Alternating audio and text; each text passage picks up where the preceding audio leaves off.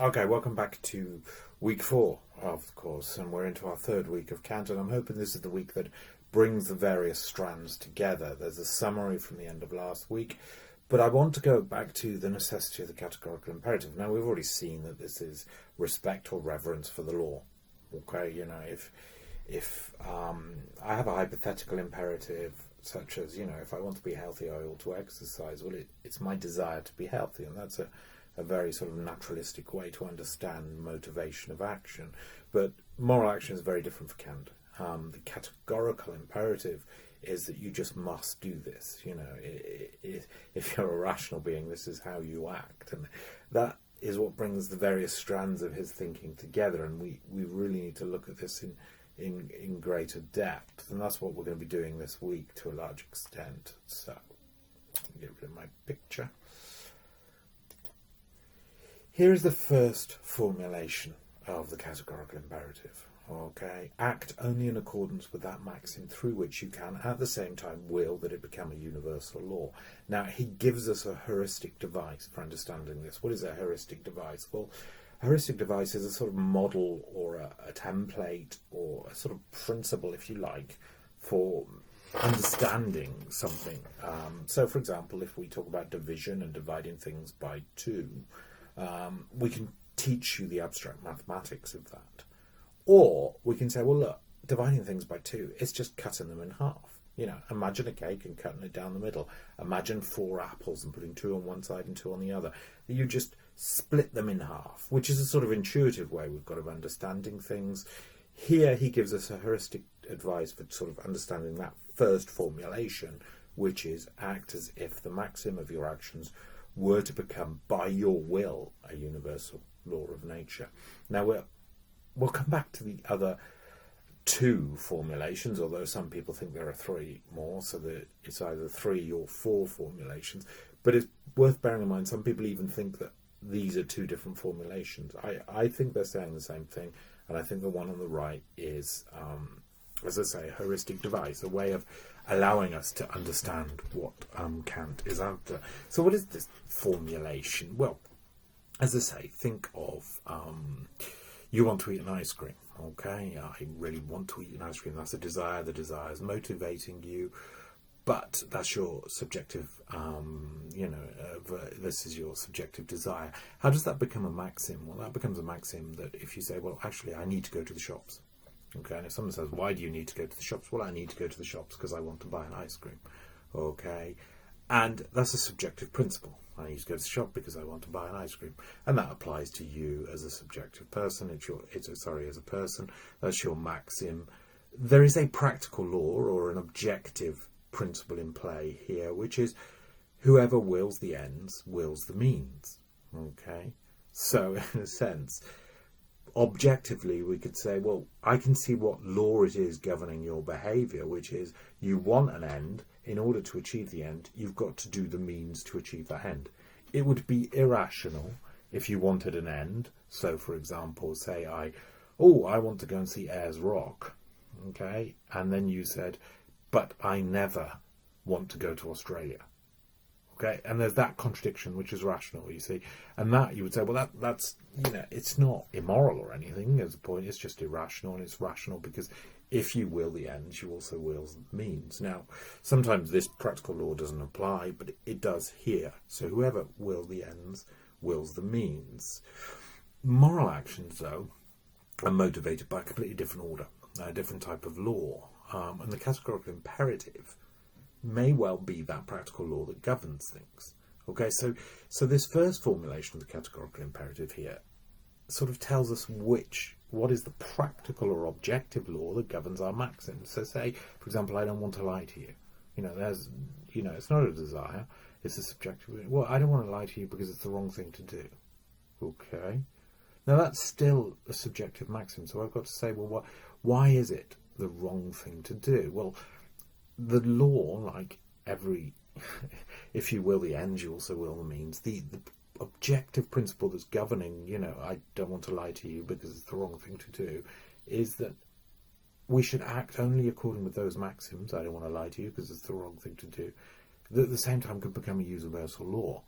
So I don't want to lie to you because if I lie to you, it would be forbidden, because if anyone lied, we could see that, should a lie if X, Y, and Z, and we universalized it so it applied to all people at all times in all places, we would see that it generates contradiction. Now that's going to be the goal of this whole week, this whole topic of looking at the moral law. So I'm not going to go through the reasoning between that. And someone might say, well, actually, hold on a minute, how do you know that? And, just like the mathematics example where we say, I'll divide those by 2, here's the formula for doing it. I can't really, well, just imagine splitting them in half. Okay, so what Kant says here is, well, just imagine if it would become a universal law of nature. Okay, what would happen? Now think about this, because if we have a law of gravity, on the one hand, that says something along the lines of, bodies are attracted in terms of mass. I'm not quite sure what the law of gravity is, but there you go. And you said, well, hold on a minute, let's imagine an alternative law of gravity. Okay, and let's think of Aristotelian ones, which is about repulsion and pushing objects away. And we could say at that point, well, actually, the universe wouldn't hold together. We couldn't explain the universe. It just wouldn't make sense. It wouldn't be a universe. If the universe were governed by a law of gravity that repulsed objects, the universe, as we know it, just wouldn't exist. Okay? And he wants to do the same thing here. So, act as if you're maxim of your action. So, so let's make the opposite of this, because, I should lie if it's in my own interest to do so. Well, if everybody did that, okay, would this universe work? So we all lie if it's in our interest to do so. Well, at that point, it wouldn't be in our interest to do so, because if we all lied, people wouldn't trust us, and in order for it to be in our interest, we have to take advantage of others. So by lying, and so on and so forth, you can see how such a universe wouldn't work. And it's a bit like the Ayers Rock Australia one. I want to go to Ayers Rock, but I don't want to go to Australia. And it's that similar sort of contradiction going on here. And as I say, we're going to go through these different formulations of moral law and different sort of working out what's going on. But the formula of the universal law is a test for the sufficiency of the reasons for action. That's what's going on in this verse. Should I do X? Well, is X a moral act? Is it required, or is X forbidden? Those are our two. Whether it's permissible, if it's neither required or nor forbidden, then it's permissible, and that's fine. Should I play football on Sunday? Well, it depends on several situations in your personal life. There is no moral law to be had there. Okay? But if there are moral laws such that I should never lie, then we're looking at sufficiency of reasons. And why should we obey these particular moral reasons? Well, that comes in the third part of the groundwork of metaphysics and morals. Okay. So the categorical imperative is the form to which our maxims must conform if they are to have moral worth. Otherwise, they remain mere subjective volitions. So how do they take on this objectivity? Okay, now I've given you the case of lying. If everyone lied as a law of nature, the social universe just wouldn't work. Okay. But, and here's the interesting point, the universe would continue to work if only a few of us lied. And to make a sort of really bad example of this, if there were pockets of gravity that repulsed rather than attracted in the universe, it would still work okay. So why is it that this becomes a universal law? What is that actually on this? Okay, now this, we have to go back, and this is where one of the strands, in a sense, gets woven in, because if you go back and think about what I said about Kant's idealism and his epistemology, it's that truth is not a case of representation corresponding to reality in any realist sense.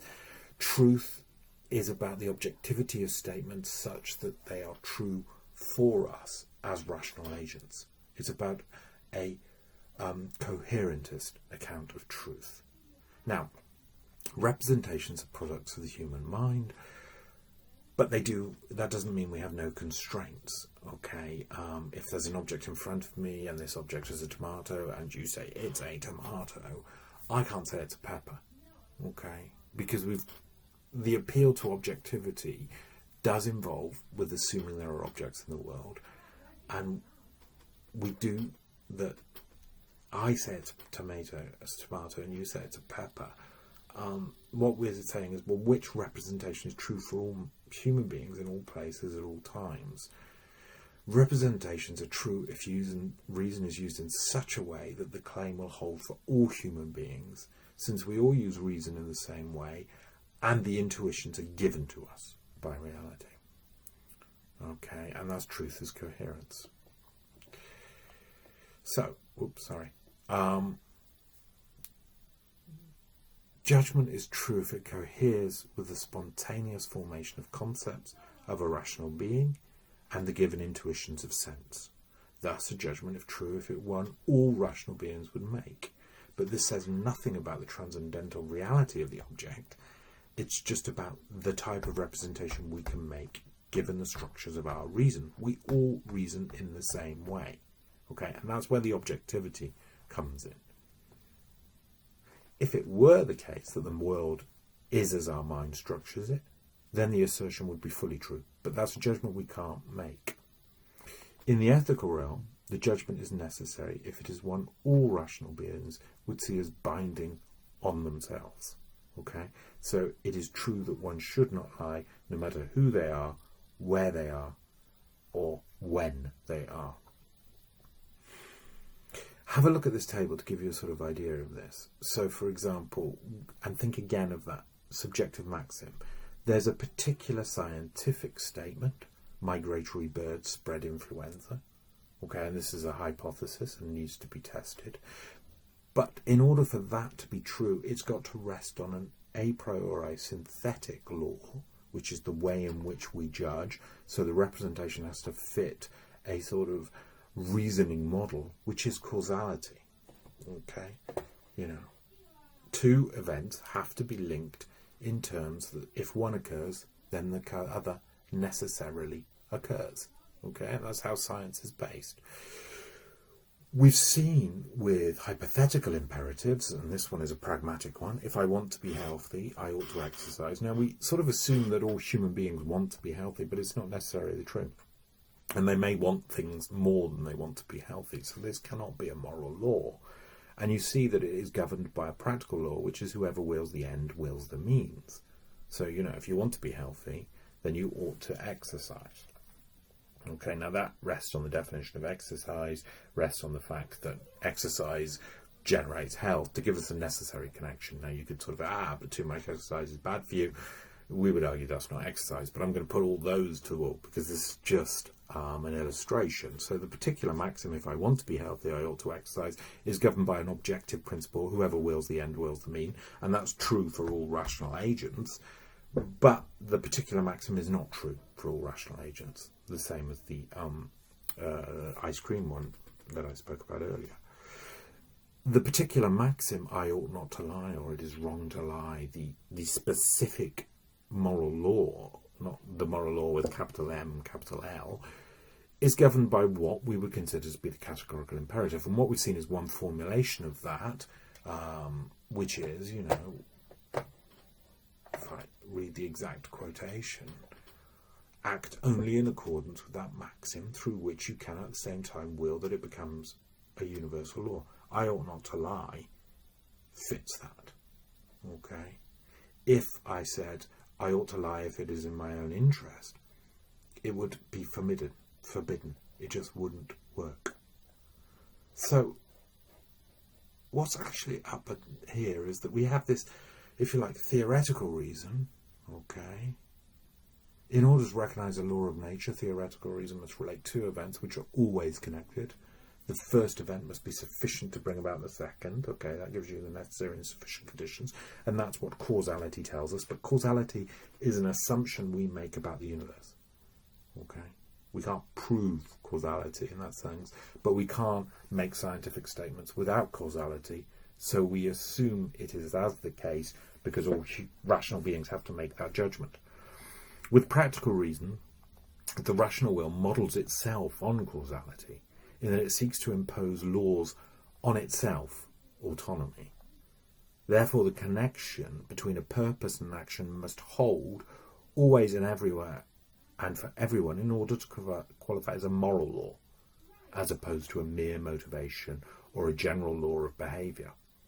By universalizing, we see whether this is or is not morally worthy. Okay? Now, in the lectures and the histories of moral philosophy, John Rawls comes up with, and that has to do with his lectures on Kant there, so in sections 1 and 3, he distinguishes between the moral law, which is an idea of reason, like space or time, okay, which applies to all rational agents. Now, in Kant's theoretical account of reason, there is a structure of reason and the synthetic a priori grounding of all our judgments. And what he means is if one is rational, one cannot but think in this manner. Otherwise, one does so at the cost of one's rationality. So, for example, just take the easy mathematical case, 2 plus 2 equals 4. We all know that if someone says 2 plus 2 equals 5, they do so at the cost of their rationality. They can only affirm this by giving up what they know are the rules of reason, and they stop being rational. That equates to the moral law for John Rawls. Okay, this is his interpretation of Kant, but it's a useful one. As a moral being, we cannot but formulate moral laws. Actually, that should be as a rational being. We cannot but formulate moral laws. Okay, we cannot but objectively, if you like, judge or evaluate our motivations in terms of the moral law. Okay. Secondly, the categorical imperative, which is directed only to finite beings, which with needs, who experience the moral law as a constraint, a deprivation. And so what we're not talking about is here angels or gods, those that have the holy will. What he's talking about here is that there is an application of these forms of thinking to the intuitions we receive from the actual world. So we form laws that apply to this world as evidenced by our experience. Okay, so for example, migratory birds cause influenza is actually a contingent fact on our world. We have to have intuitions to receive it in order to affirm or deny it as an assertion. Okay, and it's the same thing with moral law, and it equates to the fact that unlike gods or angels, we don't have the holy will. The holy will, remember, is when you form the moral law, you cannot but obey it. Okay, and it's a bit like in theoretical reason. Once you form the scientific law or the mathematical law, you cannot but allow your representations to affirm it. If you do other than that, you are doing so at the cost of your rationality.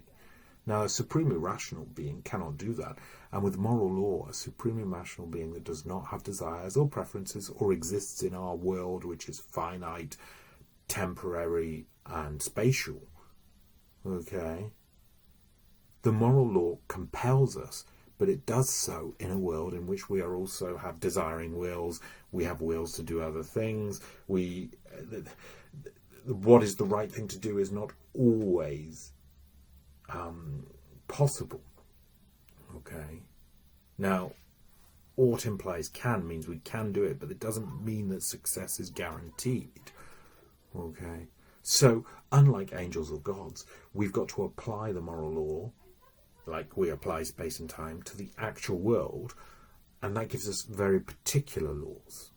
You know, what we must do in this situation, such as don't lie. Thirdly, there's a process or a procedure which applies the categorical imperatives to us as humans. The application of the categorical imperatives to the conditions of human life that we've just spoke about. So third, there is the process by which our thinking is valid through training and requires some sort of application.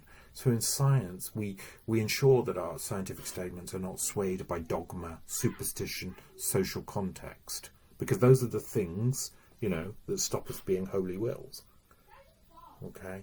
Now, it's the same thing in morality. We ensure that we are not swayed by desire, partiality, or superstition, and there is a procedure we can do to going through this, and that's why we're given a heuristic account of the first formulation.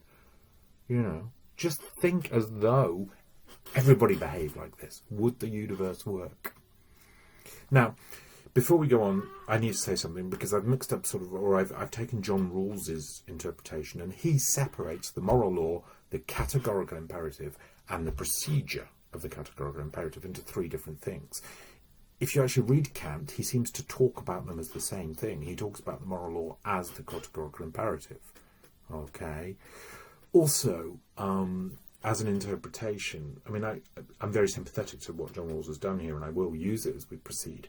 But I'm raising two issues. One is, as I say, Kant's language doesn't seem to suggest. I mean, you can, as always, interpret the text and split these into three versions, but it doesn't seem to suggest this immediately. Secondly, I think is a more important controversy about John Rawls's reading here, which is by splitting it into the moral law, the categorical imperative, and the procedure that it brings about the categorical imperative, he seems to blur the distinction between categorical and pragmatic imperatives. So those imperatives that are derived from human nature seem to be categorical. And if anyone knows about John Rawls, and we'll do him next year, perhaps see what he's up to there, and it gets you involved in a very interesting sort of Kantian interpretation. But we, at this level, do not need to go that far. I think it's a useful way of thinking about the categorical imperative and sets up this week quite nicely.